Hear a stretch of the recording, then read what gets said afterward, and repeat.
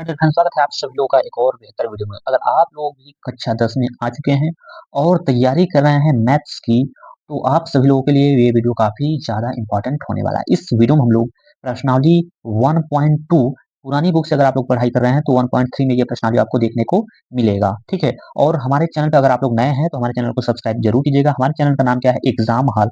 जब आप लोग सर्च करिएगा तो एग्जाम लिखिएगा इंग्लिश में और ये हाल जो है ये हिंदी में लिखिएगा। दोनों के बीच में जो गैप नहीं होना चाहिए, ठीक है? तो चलिए इस वीडियो को हम लोग बिना देरी करते वीडियो को स्टार्ट करते हैं। तो चलिए सबसे पहले हम देखिए आप एक बुक, कॉपी और पेन लेकर जरूर बैठिएगा क्योंकि हम यहाँ पर क्वेश्चंस पढ़ेंगे, आप अपने बुक में मिला लीजिएगा। तो क्वेश्चन पहला है, तारा सिद्ध कीजिए कि √5 एक अपरिमेय संख्या है। काफी ज्यादा इंपॉर्टेंट क्वेश्चन है।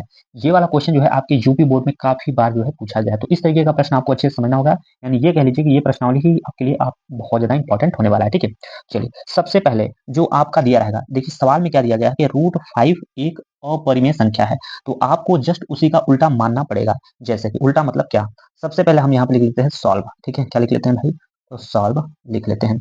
तो हम यहाँ पे लिखेंगे माना, ठीक है? क्या लिखेंगे? माना, माना √5 एक, ठीक है, √5 एक परिमेय संख्या है। क्या मानेंगे भाई? परिमेय संख्या है, परिमेय संख्या है, ठीक है? मैं थोड़ा सा स्लो आप लोगों को पढ़ाने का प्रयास करूंगा ताकि अच्छे से समझ पाए।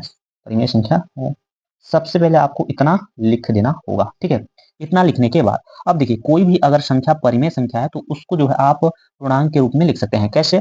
समझिएगा। तो उसको आप लोग क्या करोगे, जैसे मान के चलिए √5 को हमने क्या माना? परिमेय संख्या माना है, और परिमेय संख्या को हम लोग क्या कर सकते हैं? P/Q के रूप में लिख सकते हैं। जहां पर ये जो क्यों देख रहे हैं, क्यों नीचे है, इसका जो मान होता है वो 0 नहीं होना चाहिए, ठीक है? 0 नहीं होना चाहिए। और उसके बाद वह यहाँ पर P और जो Q आप देख रहे हैं, ये दोनों क्या है? ये दोनों आपके हैं पूर्णांक। क्या है? पूर्णांक है, पूर्णांक है, ठीक है?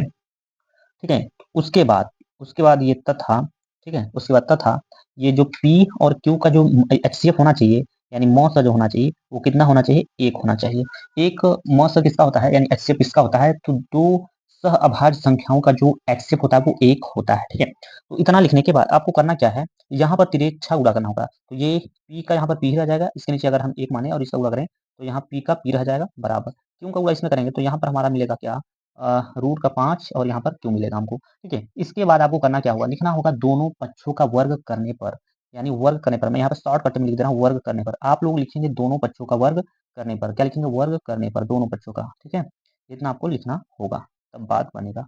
जैसे हम वर्क करेंगे तो यहाँ पर इसका हो जाएगा, ये हो जाएगा आपका p² हो जाएगा, और यहाँ पर रूट से 5 मतलब ये स्क्वायर से रूट कैंसिल हो जाएगा तो केवल यहाँ पर 5 मिलेगा, और यहाँ पर हो जाएगा आपका क्यों स्क्वायर हो जाएगा। क्या ये बात आप सभी लोग समझ पा रहे हैं? ठीक है, बिल्कुल समझ पा रहे हैं। तो अब इस जो वैल्यू यहाँ पर हमें प्राप्त हुआ है इसको हम मान लेंगे ये है इक्वेशन नंबर 1, ठीक है मेरे भाई? तो इतना आपको मान लेना होगा।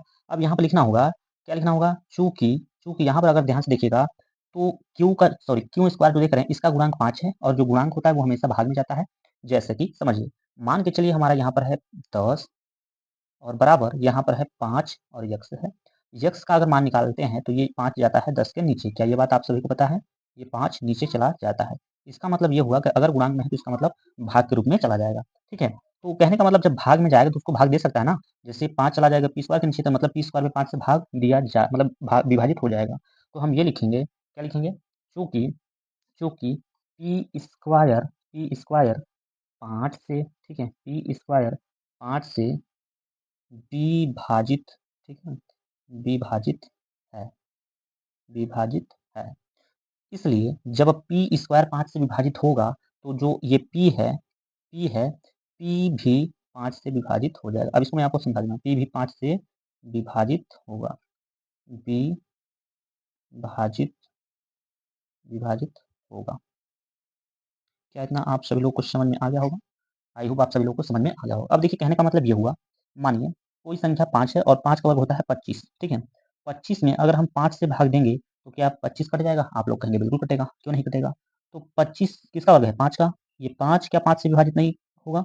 तो बिल्कुल होगा, मतलब 5 भी विभाजित होगा और उसका वर्ग भी विभाजित होगा। तो वही बात यहाँ पर ये बोल रहा है कि पी स्क्वायर जब 5 से विभाजित हो रहा है तो पी भी तो 5 से विभाजित होगा। आप लोग कहेंगे बिल्कुल विभाजित होगा, ठीक है? तो आई होप आप सभी लोग को इतना समझ में आ गया होगा। चलिए इस बात को हम अच्छे से समझ लेते हैं कैसे। इसके बाद आपको लिखना होगा क्या? माना। क्या लिखना होगा मेरे भाई? माना। माना हम p बराबर कोई संख्या ले लेते हैं, संख्या में जैसे 5 आर लेते हैं, ठीक है? उसके बाद अब हम इन दोनों के पक्षों का जो है वो वर्ग कर देते हैं। तो जैसे ही इन दोनों के पक्षों का हम वर्ग करेंगे, आप लोग लिख लीजिएगा दोनों पक्षों का वर्ग करने पर, तो ये हो जाएगा पी स्क्वायर, 5 का वर्ग करेंगे तो ये 5 5 25 हो जाएगा और यहाँ पर हो जाएगा क्या आर स्क्वायर हो जाएगा। क्या इतना आप सभी लोगों को पता हो गया है? बिल्कुल पता हो गया। चलिए यहाँ पर आप ध्यान से समझिएगा, ये जो हम पी स्क्वायर का मान समीकरण नंबर 1 यहाँ पे बनाए हैं, यहाँ पर आपको क्या दिख रहा है? पी स्क्वायर दिख रहा है, तो पी स्क्वायर का जो वैल्यू है वो हम पी स्क्वायर की जगह रख देंगे। तो पी स्क्वायर की जगह हम क्या लिखेंगे? 5 क्यू स्क्वायर लिखेंगे। तो यहाँ पर लिखिएगा 5 क्यू स्क्वायर बराबर में यहाँ पर कितना लिखा है? तो 25 25 आर स्क्वायर है। तो 5 जैसे ही भाग दीजिएगा 25 कट जाएगा कितनी बार में? 5 बार में। तो यहाँ पर आपका जो वैल्यू प्राप्त हो जाएगा वो हो जाएगा क्यू स्क्वायर बराबर में 5 आर स्क्वायर प्राप्त हो जाएगा। ठीक है, क्या हो जाएगा? 5 आर स्क्वायर प्राप्त हो जाएगा। तो इसको हम क्या बनाएंगे? अब हम इसको बना देंगे समीकरण नंबर 2। क्या इतना आप सभी लोगों को समझ में आ रहा होगा? ठीक है, बिल्कुल समझ में आ रहा होगा। चलिए इसको थोड़ा सा ऊपर कर लेते हैं तो आपको आगे समझाते हैं। यहाँ पर देखिएगा, तो आर के साथ में संख्या 5 गुणांक में है। जब गुणांक में है तो पक्का ये भाग में जाएगा। इसका मतलब ये हो जाएगा, इसको हम लिख सकते हैं पी स्क्वायर बटे 5 के रूप में। तो 5 जो है पी स्क्वायर को भाग देगा, यानी कि पी स्क्वायर जो है 5 से विभाजित हो जाएगा। आप लोग कहेंगे बिल्कुल विभाजित हो जाएगा। तो हम यहाँ पे लिखेंगे चूंकि, ठीक है, लिखेंगे चूंकि ये जो क्यू स्क्वायर है, ये 5 से, सॉरी यहाँ पर क्यू है, इसको क्यू बना लीजिएगा। ठीक है, क्यू स्क्वायर 5 से विभाजित, 5 से विभाजित, विभाजित, विभाजित है। ठीक है, 5 से विभाजित है। तो जब भैया क्यू स्क्वायर 5 से विभाजित हो रहा है तो हम बोल सकते हैं इसलिए ये जो संख्या क्यू है ये भी तो 5 से विभाजित होगा। तो ये भी 5 से, यानी क्यू भी 5 से विभाजित होगा। 5 से, ठीक है, विभाजित, विभाजित, विभाजित होगा। ठीक है, विभाजित होगा। तो आई होप आप सभी लोग को इतना समझ में आ गया होगा। चलिए, जब इतना समझ में आ गया होगा तो आगे समझिए क्या होगा। तो हम लिखेंगे पी व क्यू, पी व क्यू, यानी कि पी व क्यू दोनों, दोनों, दोनों 5 से, ठीक है, दोनों 5 से विभाजित, विभाजित, विभाजित हैं। ठीक है, पी व क्यू दोनों ही क्या कर रहे हैं? 5 से विभाजित हो जा रहे हैं, 5 से विभाजित हो जा रहे हैं। तो जो इनका, इन दोनों के जो एचसीएफ है वो कितना निकल के आया है? 5 निकल के आया है। क्या निकल के आया है? 5। भाई जैसे 5 से दोनों संख्या विभाजित होगा तो इन दोनों का जो एचसीएफ हो जाएगा, एचसीएफ हो जाएगा वो तो 5 हो जाएगा फिर। ठीक है, कितना हो जाएगा? 5 हो जाएगा। लेकिन लेकिन अगर अगर विभाजित, मतलब कि जब हमने क्या माना था? परिमेय संख्या माना था और वहां पर बोला था अपरिमेय। तो जब इन दोनों का जो एचसीएफ होता है वो 1 आता है, यानी कटने के बाद 1 आता, तब जो है हमारा जो कथन है वो सही हो जाता। लेकिन यहाँ पर हमें आंसर में ये 5 दे रहा है, जबकि आना चाहिए कितना? 1 आना चाहिए। ठीक है, अतः हम ये बोल सकते हैं कि हमारी जो अवधारणा है वो गलत है, यानी हमने जो माना है परिमेय संख्या वो गलत मान लिया है। तो हम यहाँ पे लिखेंगे अतः, ठीक है, अतः, अतः हमारी, हमारी अवधारणा, ठीक है, अवधारणा, ठीक है, अवधारणा क्या है? गलत है, गलत है, गलत है। अतः हम ये बोल सकते हैं, या फिर ऐसा लिख सकते हैं, इसलिए, इसलिए ये जो रूट 5 आप देख रहे हैं ना, ये एक क्या होगा? अपरिमेय संख्या होगा। एक अपरिमेय, अपरिमेय संख्या, अपरिमेय संख्या होगा। ठीक है, तो आई होप आप सभी लोग इतना लिख पाए होंगे। ठीक है, ये क्वेश्चन बताने में आप लोगों को थोड़ा सा टाइम लग गया है, अगला क्वेश्चन बनाने में हमें लोगों को ज़्यादा समय नहीं लगा। तो आई होप आप सभी लोग समझ पाए होंगे। ठीक है, तो चलिए दूसरे क्वेश्चन की ओर चलते हैं। चलिए, तो दूसरा जो क्वेश्चन है उसको हम लोग पढ़ लेंगे। तो जो दूसरा क्वेश्चन है उसमें क्या बोल रहा है कि सिद्ध कीजिए कि 3 + 2 √ 5 एक अपरिमेय संख्या है। ठीक है, तो सबसे पहले आप लोगों को क्वेश्चन अपरिमेय दिया रहेगा तो आपको उसी का उल्टा लिखना होगा। जैसे मान के चलिए परिमेय दिया है तो उसका उल्टा मानना पड़ेगा। तो आप यहाँ पे लिखेंगे, क्या लिखेंगे? माना, क्या लिखेंगे भाई? माना, माना जो आपका है 3 + 2 √ 5 एक परिमेय, परिमेय संख्या है, परिमेय संख्या है। आपको इतना मानना होगा। ठीक है, और जब ये संख्या परिमेय है तो परिमेय संख्या को हम p/q के रूप में लिख सकते हैं। तो हम इसको लिखेंगे, क्या लिखेंगे? 3 + 2 √ 5 बराबर में हम इसको लिखेंगे p/q। और जहां पर हम लिखेंगे ये q का जो मान है वो 0 नहीं होना चाहिए। वह ये जो p और q जो आप देख रहे हैं, p व q क्या है भैया? तो पूर्णांक है। क्या है? पूर्णांक है। और इन दोनों का जो एचसीएफ होना चाहिए वो कितना होना चाहिए? इन दोनों का एचसीएफ, यानी कि p और q का जो एचसीएफ होना चाहिए वो कितना होना चाहिए? 1 होना चाहिए। ठीक है, तो आई होप आप सभी लोग को इतना समझ में आ गया होगा। अब देखिए क्या करना होगा, हमें क्या करना होता है कि रूट को एक साइड में लिखना होता है। तो सबसे पहले यहाँ पे 3 प्लस में है तो इसको हम पंचांदा करेंगे, तो ये हो जाएगा आपका 2√5 यानी 2√5 बराबर में हो जाएगा यहाँ पर p/q, ये 3 माइनस में चला जाएगा, ठीक है। ये भी एक पूर्णांक है और 3 भी आपका पूर्णांक है। जब पूर्णांक में से हम पूर्णांक घटाते हैं तो हमें आंसर में पूर्णांक ही मिलता है। उदाहरण के तौर पे जैसे हम 4 में से घटाएं 3 को तो हमें आंसर में 1 मिलेगा और ये एक प्रकार का क्या है, पूर्णांक है, ठीक है। चलिए, यहाँ पर देख सकते हैं हमने बोला √5 को एक साइड लिखना है, तो ये गुणे में जो 2 है ये चला जाएगा नीचे बटे में। तो यहाँ पर आपका जो संख्या मिलेगा वो मिलेगा √5 और बराबर में आपका हो जाएगा p/q, ठीक है। माइनस में हो जाएगा 3 और यहाँ पूरा बटा लगा देंगे और यहाँ पर हम लिखेंगे 2 लिख सकते हैं, ठीक है। तो यहाँ पर अगर आप ध्यान से देखोगे, ये जो आपका √5 जो है ये एक अपरिमेय संख्या है। जितने भी संख्या रूट में होते हैं वो सभी अपरिमेय संख्या होते हैं, बस कुछ संख्याओं को छोड़कर। जैसे जैसे कि मान के चलिए रूट में 9 है, तो ये आप बोलेंगे परिमेय है कि अपरिमेय? तो आपको बताना होगा कि ये जो संख्या है ये एक प्रकार का परिमेय संख्या है। अब आप लोग कहेंगे कैसे? तो ये 9 जो है ये 3 का वर्ग हो जाता है ना, इसके वजह से, ठीक है।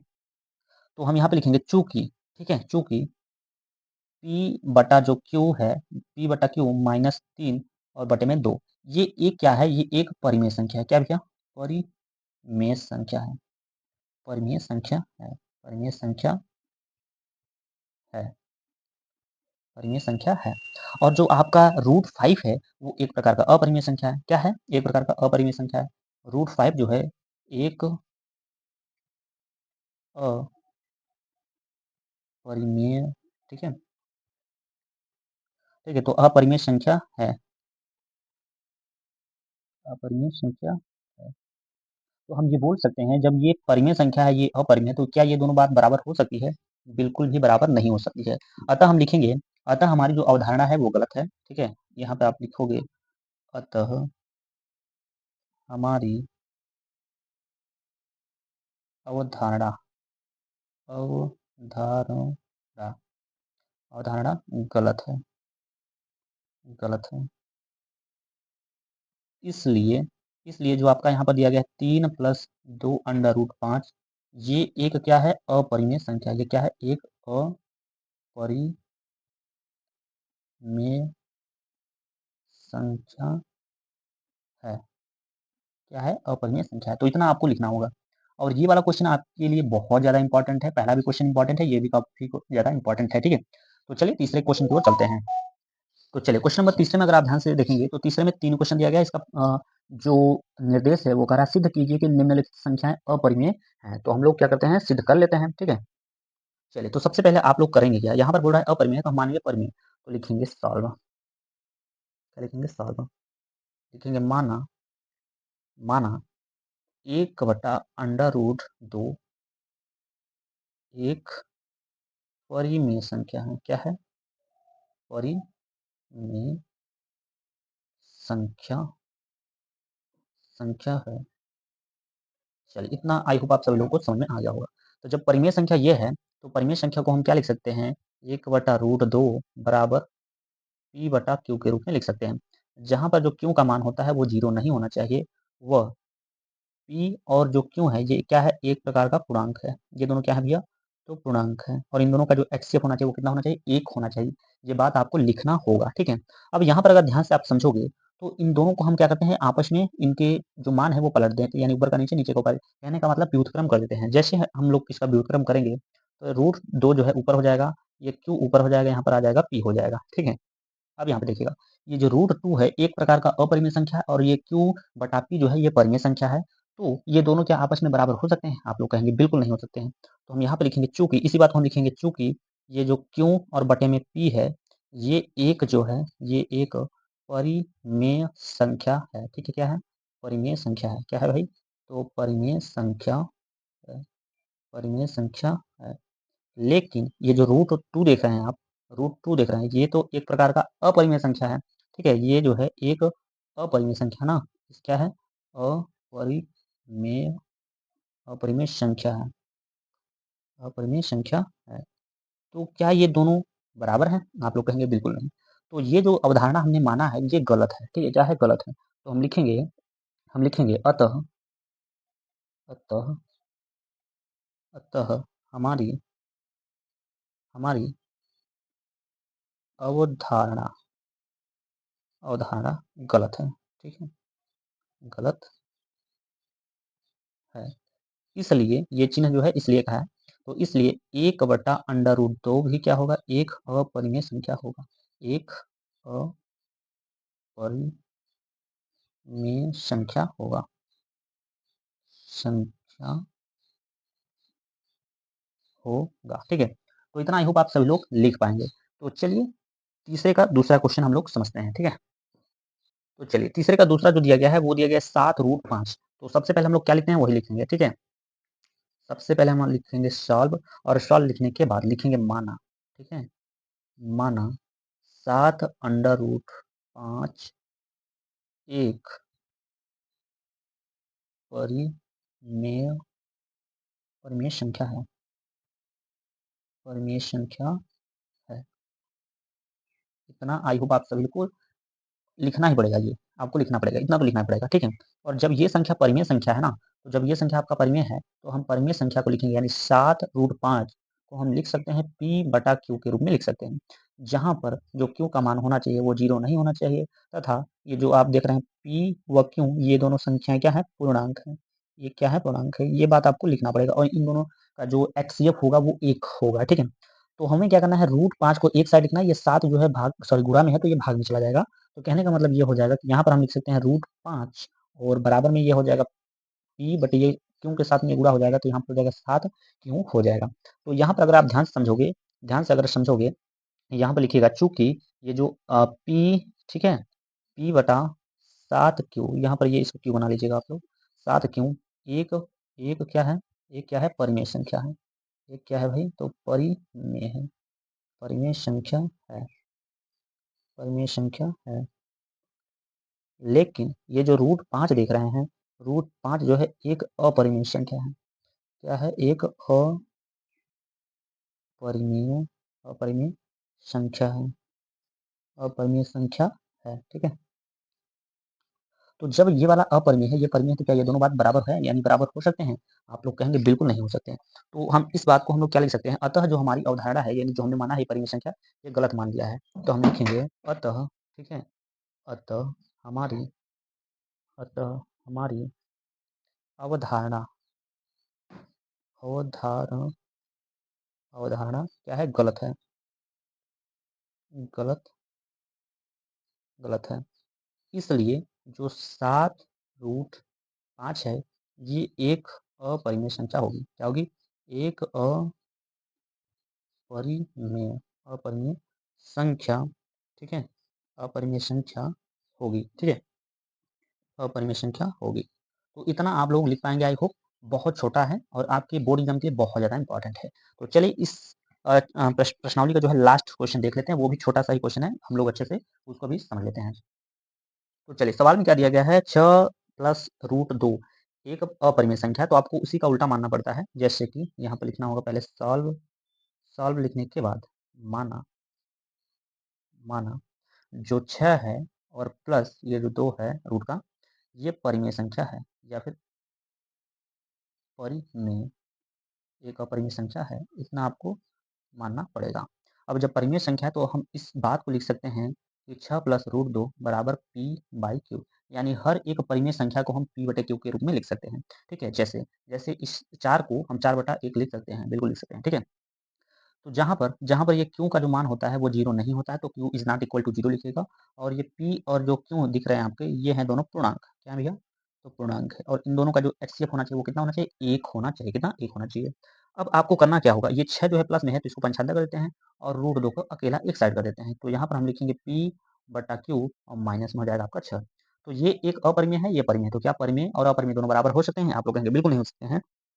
तो हम लिखेंगे चूंकि, चूंकि ये P और बटा का ये Q माइनस का 6, ये जो है ये एक प्रकार का परिमेय संख्या है, ये एक परिमेय, परिमेय संख्या है। क्या भैया, परिमेय संख्या, परिमेय संख्या है। और ये जो √2 देख रहे हैं, ये आपका क्या है, एक अपरिमेय संख्या है, एक अपरिमेय, अपरिमेय संख्या है, अपरिमेय संख्या है। तो जब एक परिमेय और दूसरा अपरिमेय हुआ तो क्या ये बात सही होगा, ये दोनों बराबर होंगे? कभी नहीं होंगे। तो हम नीचे लिखेंगे अतः हमारी अवधारणा गलत है, अतः हमारी हमारी अवधारणा हमारी अवधारणा गलत है, ठीक है? गलत है, गलत है।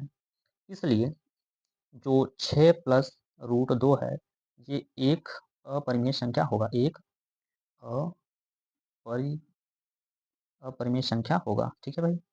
अपरिमेय संख्या होगा। तो आई होप आप सभी लोग समझ पाए होंगे, ये परिमेय और अपरिमेय वाला जो क्वेश्चन होता है, वो कैसे सिद्ध किया जाता है, ठीक है? तो इस जो प्रश्नावली में जितने भी क्वेश्चन थे, वो सभी प्रश्न हम लोगों ने सॉल्व कर लिया है, तो आई होप आप सभी लोग को अच्छे से समझ में भी आया होगा। तो चलिए मिलते हैं किसी नेक्स्ट वीडियो में, तब तक के लिए जय हिंद, जय भारत।